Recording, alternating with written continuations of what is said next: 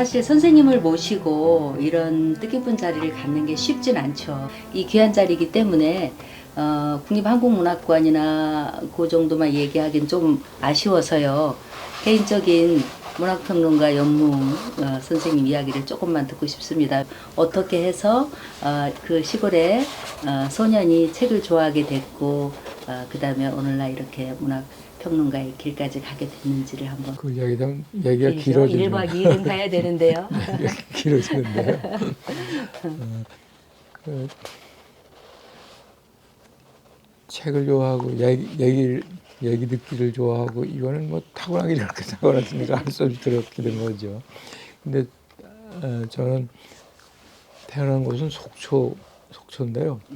속초가 38선 이북이었어요. 그래서 정확하게 잘 모르겠는데 어렸기 때문에 1945년 말경일 거라고 짐작을 하는데 제가 한 서너 살, 4살쯤 됐을 때 그 우리 가족들이 속초에서 그 밀항선 같은 걸 타고 야밤 이렇게 떠나서 남쪽으로 내려왔어요. 지금도 기억이 나는데요. 밤새 내려와서 지금은 주문진항으로 들어왔어요. 주문진항으로 들어올 때 날이 뿌옇게 밝아오면서 한국에 내리니까 저 앞에 어떤 낯설게 생긴 군인이 카빙총 같은 걸 이렇게 메고 보초를 쓰고 있대요. 그게 저로서는 난생 처음 본 미군이었어요. 그게 해방 직후니까요. 1945년 12월 아니면 46년 2월 꽤 추웠어요. 그리고 이제 거기서 뭐 며칠인지 묵었는지 어쩐지 모르지만 흘러가지고 장성이라는 데 와서 한 2년 남짓 살았어요. 장성이 그 후에 황지하고 합쳐가지고 지금 태백시가 돼 있어요. 아시는지 모르지만 지금은 이제 태백시 장성동 뭐 이런 식으로 변했을 겁니다. 거기서 한 2년 살다가 1948년 초에 그 경상북도 봉화군 춘향이라는 데로 이사를 왔어요. 그게 48년이고 그때 이제 저는 초등학교에 입학했죠. 그리고 그 해가 대한민국 정부도 수립됐고 북쪽에서는 조선민주인민공화국도 성립이 되고 그 해가 1948년이에요. 그 무렵에는 일본어 책은 주위에 덜어 있었는지 모르지만 내가 읽을 수 있는 그 우리말 책은 거의 없었어요. 그리고 저는 할아버지 할머니와 같이 내려오셨는데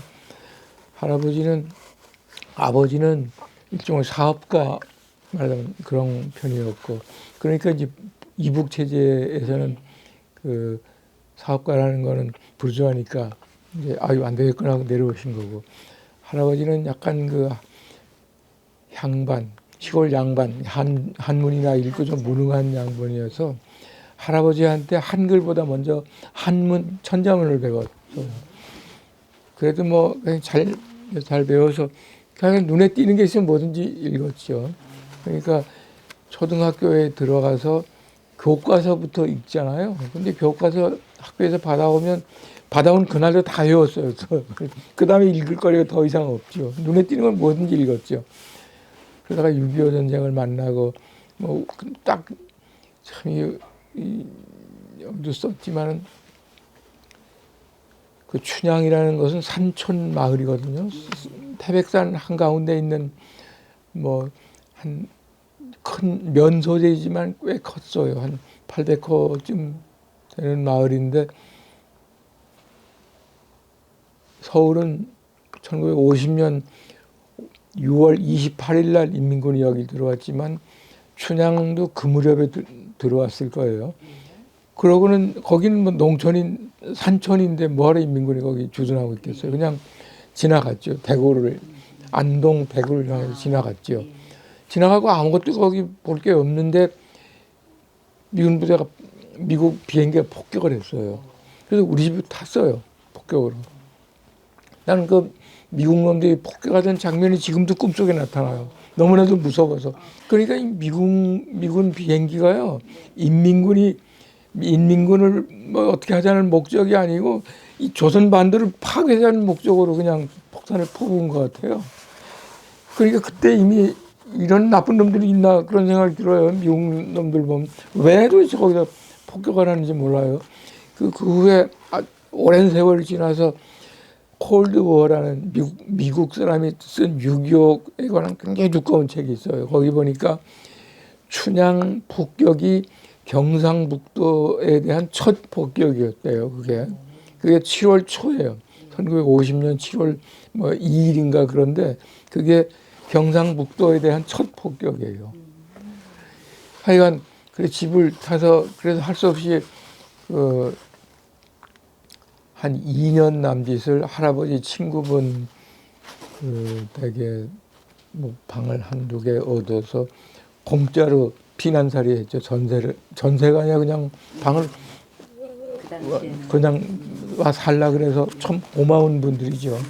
하는데 그 할아버지의 손자가 그 춘향 중학교 교감이었어요. 그리고 이제 아들도 있고 동생도 있고 그 아들 동생들이 나보다 한 학년 두 학년 위인데 그 사람들이 그 교감 선생님이 자기 아들 동생을 위해서 학원 같은 잡지를 이제 그 학원이 1952년인가에 창간됐을 겁니다. 예. 대구에서 예. 그 대양서적이라고 김익달 선생이 우리나라 아주 원로 출판인이고 돌아가신 지가 오래됐죠.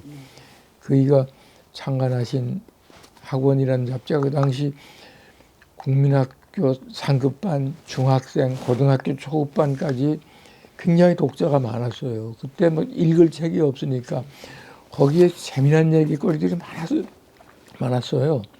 그 뭐 정비석 씨 홍길동전도 연재됐고 김내성 씨가 번역한 검은별도 연재됐고 김성환의 만화 뭐 거꾸리와 장다리라는 것도 있었고 김용환의 코주부 삼국지도 있었고 별별 어린이들이 흥미를 가질 수밖에 없는 그게 말하자면 문학적 감성을 아주 적극적으로 자극을 했죠.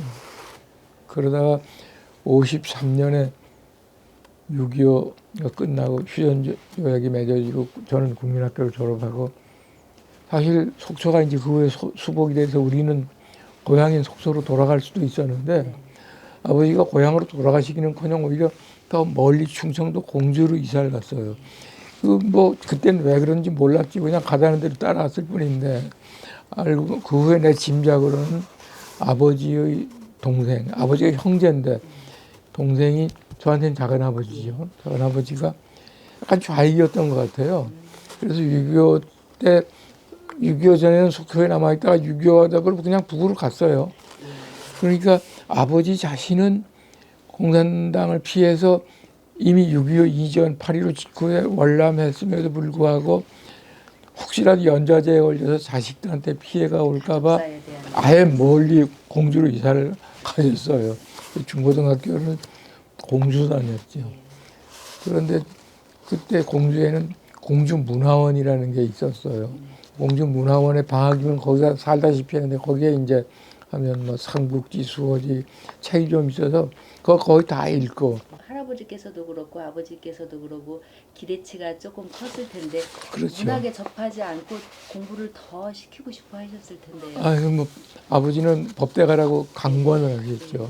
강권했는데 강권하시는 아버지가 그래도 젊은 나이에 우리 어머니가 결혼하시기 전에 일본에 가서 아버지 자신도 공부한다고 일본에 갔다가 공부는 제대로 못하고 그냥 자전거 한 대 사고 가게 하나 얻을 만한 돈만 벌어가지고 오셨다 그러대요. 그래서 속초에서 사업을 하다가 월남을 하셨는데 약간 일본 근대 문화의 물이 들어 오셨어요.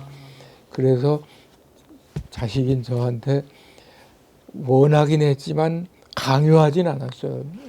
그 후에 결혼할 때도 제가 선택한 짝에 대해서 네가 좋다면 좋다 이런 거였지 어디 좀 보자 내가 골라야겠다 이런 평생 한 번도 그렇게 하신 적이 없어요. 굉장히 제가 어려서는 집안이 어렵고 공부하는데 힘들고 대학 다니면서 고학하고 이런 것이 아버지한테 약간 원망을 했는데 그 후에 지나놓고 보니까 아버지가 참 좋은 분이었다는 생각이 들고 그 제가 하라는 거를 네가 법대로 갔으면 좋은데 이런 생각을 약간 좀 서운해하긴 했지만 적극적으로 안 돼 이런 식으로 말씀하시진 않았어요. 그래서 뭐 그리고 또 제가 뭐 책을 읽을 공부를 하거나 이럴 때도 학교 성적은 괜찮으니까요. 예. 굳이 뭐 소설책을 읽는지 공부에 관한 책을 읽는지 굳이 와서 펼쳐보고 예, 이러지도 성적은 않으시, 좋으니까 예, 일단 펼쳐보지 않으셨고 예. 그래서 중학교 3학년 때는 특히 우리 집에 하숙 온 학생들이 현대문학이니 사상계니 그밖에 문학책 여기도 그런 얘기를 썼는데요. 그런 사람들 책을 내가 더 먼저 열심히 읽고 특히 고등학교 2학년 때는 그 공주 4대 교생실습 나온 조재훈 선생이라고 계세요. 그분이 이제 교생실습 나와서 인사를 나누는데 친해져가지고 그 하숙집에 가보니까 사방벽에 책이 가득해요. 너무 놀랬죠. 굉장히 황홀했어요. 책이 가득. 그래서 열심히 책을 빌려보고 그래서 뭐 고등학교 때 이미 그때 나온 상당량 제가 평생에 걸쳐서 집중적인 독서를 했다면 고등학교 한 2, 3년 동안 제일 많이 읽었어요. 그래서 깜짝 놀랐어요. 사실은 선생님이 이제 읽으신 책 목록도 우리가 보통 이제 대학교 들어가서나 접할 수 있는 그런 책도 이미 고등학교 때 다 접하셨고 또 우리가 그냥 문학을 이해하는 일반적으로 이해하고 좋아하는 정도보다는 훨씬 더 많이 들어가서 깊이 문학을 접하셨더라고요. 하여간 빠져서 지냈어요. 그 한문의 도움을 받은 것도 있어요. 어려서 한문 서당 할아버지한테 천자문을 배우고 그 후에 할아버지 친구인 송진사라는 분이 그 춘향이라는 데 계셨다 그러는데 그분이 제대로 된 정식 서당은 아니지만 자기 손자와 몇 아이들을 데리고 한문을 가르쳤어요. 그러면 저는 거기 이제 다니면서 한 2년 가까이는 그 한문을 이제 한문이라는 건 외우는 공부죠. 그 기초를 그거를 이제 했죠. 저 때문에 다른 친구들이 고생을 좀 했죠.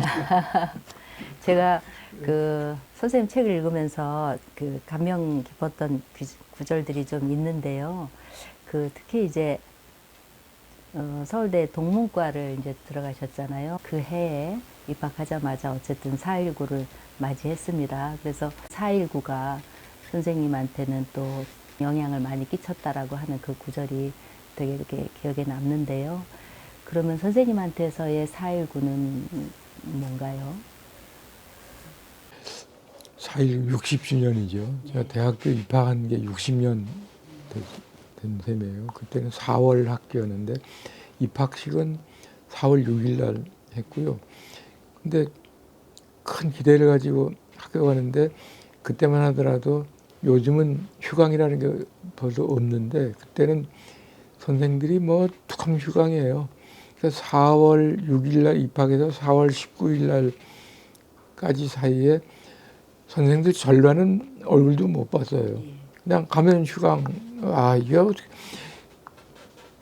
뭐 4일 그리고 더군다나 저는 시골에서 서울로 왔기 때문에 서울 지리도 아니고 지금 생각해 보면 지금은 서울 인구가 거의 1,000만이고 서울이 굉장히 큰 대도시 메가 시티인데 1960년 당시 서울은 250만 정도의 인구가 지금의 4분의 1밖에 안 돼요. 오늘날의 서울에 비하면 60년 전의 서울은 큰 농촌이라고 할 수도 있어요. 요 광화문에서 동대문, 요 서대문, 요 일대만 사대문 안만 서울이고 그 사대문을 벗어나면 거의 농촌이 다름없었어요. 그러나 여하튼 시골에서 온 내 눈에는 서울이 엄청난 도시였어요. 그러니까 없더라고. 그런 4.19 자체는 저는 뭐 거기에 적극 참여도 못하고 그랬지만은 4.19 이후에 4월 26일 날 이승만 대통령이 하야하고 이제 말하자면 혁명의 승리 뭐 이렇게 됐죠. 그리고 정치적으로 격변이 일어나고 그래서 학생들은 다시 캠퍼스로 돌아왔죠. 그러고 제가 대학 졸업하던 대학교 4학년 되던 1963년까지는 캠퍼스에 별로 데모가 없었어요. 예, 수업을 한 번도 빠뜨린 적이 없어요, 저희는. 그 후 30년간은 그런 적이 없어요. 최근 20년은 또 별로 데모가 없잖아요. 대학생 데모가 없어졌는데 제가 대학 다니던 60년 그 4월 26일 그때부터 63년 말까지는 별로 데모가 없었어요. 다만 학교 대학 캠퍼스는 굉장히 자유로웠어요. 물론 그 이듬해 5.16이 일어나서 잠깐 군인들이 뭐 그 학원을 어떻게 했지만 5.16 쿠데타 세력들도 학교, 대학에 대해서까지 적극적으로 간섭하거나 무슨 뭐 이렇게 관여하진 않았어요. 그리고 그래서 대학 안이 굉장히 자유로운 분위기였어요.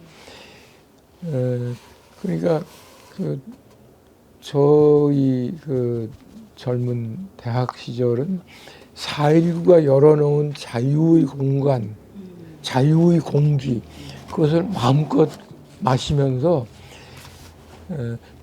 말하자면 88년 해금 이후에 뭐 월북 작가나 이념 서적들, 뭐 막스나 모택동이나 이런 책들이 88년 이후에는 자유롭게 볼 수 있었다 그러는데 4.19 이후에도 은근히 볼 수가 있었어요. 동대문이나 인사동 헌책방에 가면 월북 작가들이나 또는 해방 후 6.25 전, 흔히 해방공간이라고 하는 그 시절에 나온 좌익 서적들이죠. 이념 서적들이 동대문 가면 있었어요. 뭐 정지용 시집이니 무슨 이태준 소설집이니 그런 거를 60년대에는 동대문 헌책방, 지금은 완전히 달라졌지만 그때는 동대문에서부터 종로 5가까지 또 청계천도 그렇고 헌책방 골목이 굉장해요. 거기서 주로 교과서 팔지만 군데군데 가면 옛날 책들 아주 싸게 살 수 있었어요. 옛날 일제시대. 요즘이라면 그게 뭐 몇십만 원, 100만 원 이렇게 살 수 있는 책들 그때 500원, 1000원 가지고 살 수 있었어요. 그런 책들 뭐 그런 이념 서적들을 많이 볼 수가 있었죠. 그러다가 이제 64년 제가 대학 졸업한 후에 6.3 사태라는 게 났어요. 6.3 사태라는 게 한일의 반대데모인데요. 6.3 사태가 나면서 그때부터 대학이 경직된 분위기로 가요. 상당히 경찰도 경찰 끈앞풀들, 정보부 끈앞풀들도 학교 안에 상주하기 시작을 하고 학생들을 미행하고 감시하고 그 이전 63년까지는 캠퍼스 안이 자유롭고 캠퍼스 안에서는 어떤 책을 보든 어떤 토론을 하든 아무 제한을 안 받았어요. 그런 분위기 속에서 말하자면 유럽의 대학과 흡사한 자유의 분위기 속에서 자유로운 여러 가지 뭐 좌우를 막론하고 비교적 자유롭게 공기를 흡수했고 그것이 제 인생의 어떤 바탕이 됐다, 교양의 바탕이 됐지 않았나 싶어요. 4.19 자체도 그렇지만 4.19가 열어놓은 그 4.19 이전까지 이승만 시대 12년이라는 건 아주 분위기가 침체되어 있고 우울했거든요. 억압적인 분위기였는데 4.19를 통해서 활짝 이게 문이 열린 것 같은 그런 기분이 들었어요. 분위기가 확 양명해졌다고 볼 수가 있고요. 뭔가 이 아주 의식의 전환, 아주 개방적인 분위기가 되고 그게 저한테는 저만이 아니에요. 제 또래 저의 동년배, 저하고 비슷한 때 대학을 다닌 사람들은 다 그런 경험을 했을 거예요. 그 선생님께서 대학을 다니실 때 서울대학교 다니실 때 사실 그때 굉장히 그 탁월한 문학적 재능을 가진 작가들이 많이 있었지 않습니까? 그때도 친분이 많이 있으셨나요? 뭐 김송욱 작가라든가 그렇죠. 이런 분들하고. 그때는 그럴 수밖에 없는 게요. 저희 입학 동문과 입학 정원이 영문과도 그렇고 동문과, 영문과, 불문과 이게 다 정원이 20명이에요. 입학 정원이. 예. 그리고 가령 중국문학과나 심리학과는 정원이 10명이고 예. 참 작지요. 예. 그래서 대학 1학년 때는 교양 과목 수업을 하니까 예. 우리는 교양 B반인데요. 예. 영독불 60명이죠. 예. 그래서 한 교실에서 마치 고등학교 비슷한 분위기로 교양 수업을 했어요. 그 김승옥이나 김현하고는 대학교 1학년 때부터 친했어요. 그런 또 예. 깊은 인연이 있었군요. 그러면은 그 당시에 이제 문학을 했던 분들은 이제 대부분 소설가로서 소설가도 많이 있고 그 이청준, 박태순, 뭐 김승옥은 소설가고 또 그 김현은 김현, 김피수나 이런 사람들은 평론가고 예. 김광규는 시인이고 시인이 좀 적네요. 그러네. 근데 선생님께서는 왜 일찌감치 문학평론가로 길을 가게 됐어요? 글쎄요, 뭐 시나 소설이 잘 못 쓰니까 그랬죠. 뭐. 되게 평론하는 사람들도 예. 문학 소년 시절에는 습작을 좀 해보죠. 네. 근데 아이고 안 되겠구나 하고서 뭐 모르겠어요. 다른 사람들은 모르지만 저는 중학교 때 딱 1년 동안 일기를 쓴 적이 있는데요. 그 옛날에 그 일기장을 보니까 끄적끄적 시비스러운 걸 써놓은 게 있긴 있어요. 그래서 아유 안 되겠구나 하는 게 그때 이미 느꼈던 것 같아요. 그것보다는 어쨌든 그 문학 평론이 되게 중요했지 않습니까?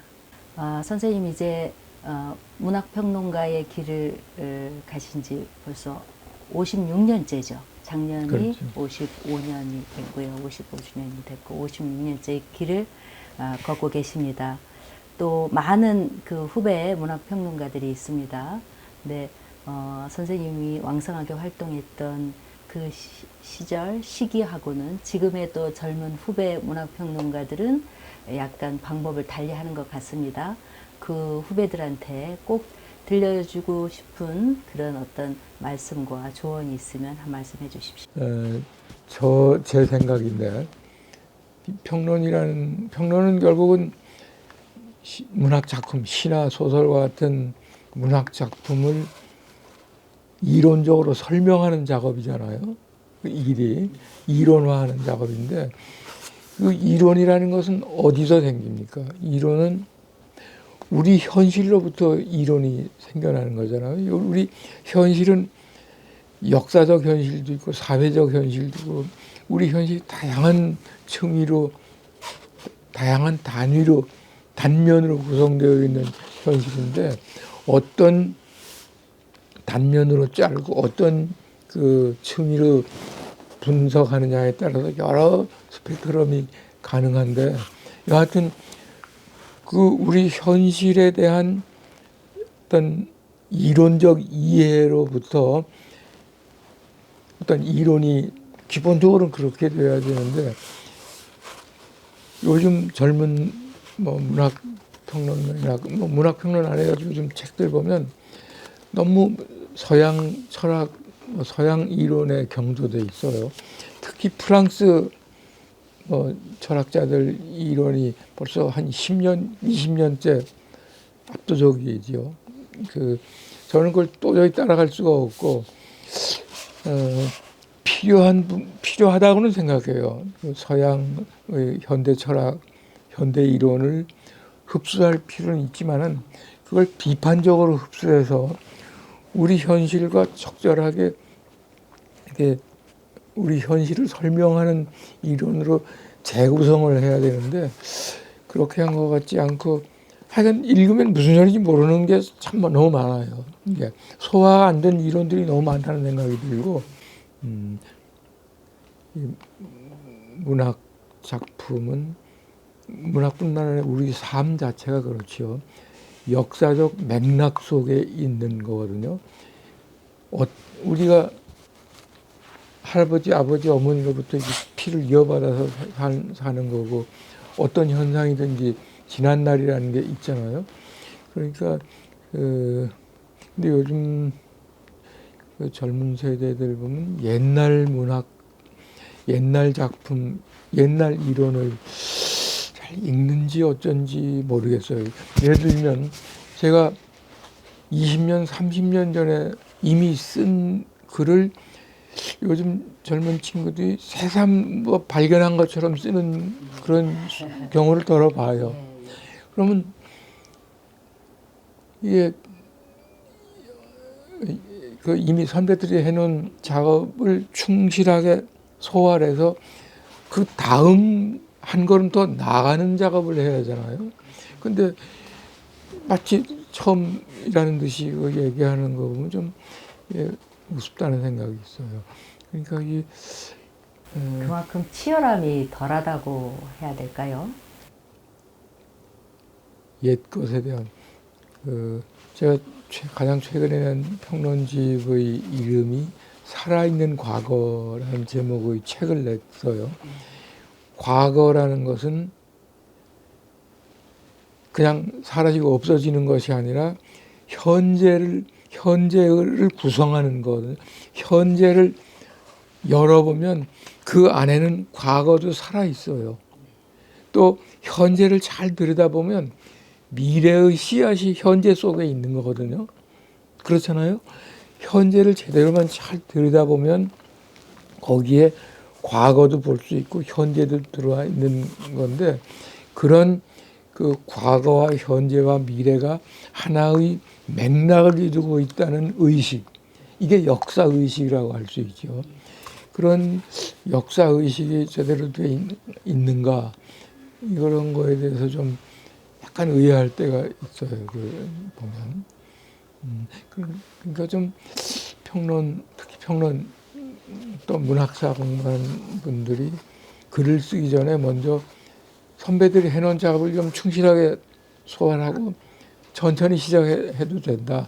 얼른 자기 이름을 내고 싶은 그 욕망에 사로잡히지 말고. 근데 또 그럴 수밖에 없는 젊은 세대들이 그럴 수밖에 없는 게 이해가 안 되는 건 아니에요. 요즘 너무 경쟁이 치열하고 대학에 자리 잡는 것도 하늘의 별 따기처럼 어렵고 하니까 얼른 어디에 추천도 받고 책도 내고 해가지고 이름을 얻어야 어디 취업이 될 거 아닙니까? 그러니까 뭐 이해가 되죠. 그게 먹고 살아야 된다는 근데 저희 또래들은 그렇게 목을 매달지 않았고 그냥 취직 같은 거 생각을 참 안 했, 별로 그렇게 심하게 안 했던 것 같아요. 이제 선생님께서 그 56년째 이렇게 글을 써오고 계십니다. 글을 많이 쓰셨고 책도 많이 내셨지만 그래도 또 아쉬운 게 있을 것 같아요. 만약에 시간이 더 주어진다면 어떤 작품은 꼭 한 권은 내고 싶다라고 한다면 뭐가 있을까요? 사실은 뭐 하고 싶은 작업은 많은데요. 네. 그 평전을 제대로 좀 써보고 싶었어요. 사실은. 예. 그 작품 우리나라에는 평전이 제대로 된 작가들의 평전이 많지가 않은데요.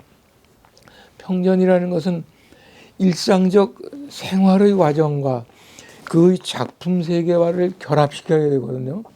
어떤 시대를 어떻게 살았기 때문에 그 삶으로부터 이런 작품이 나왔다. 그걸 연결시켜야 되는데 어떤 사람들은 이 생활 얘기만 하고 다른 한쪽은 문학 이론적인 분석만 있고 한데 이걸 연결시켜야 돼요.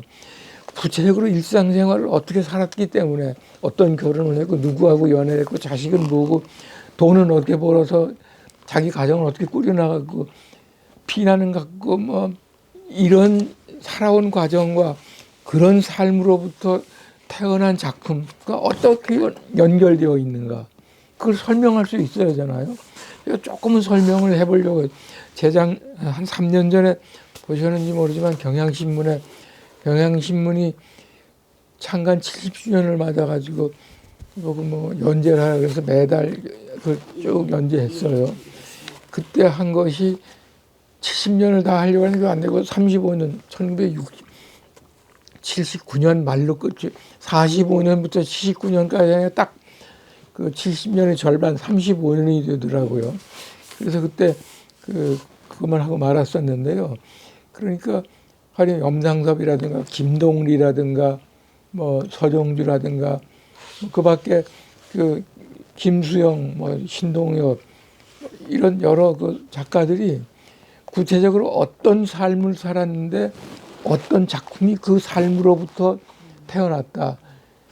작품만 가지고 설명하느냐 그냥 삶에 대해서만 이걸 연결시키는 게 제대로 된 평전인데 그런 게 한번 뭔가 써보고 싶어요. 근데 너무나도 자료가 없어요.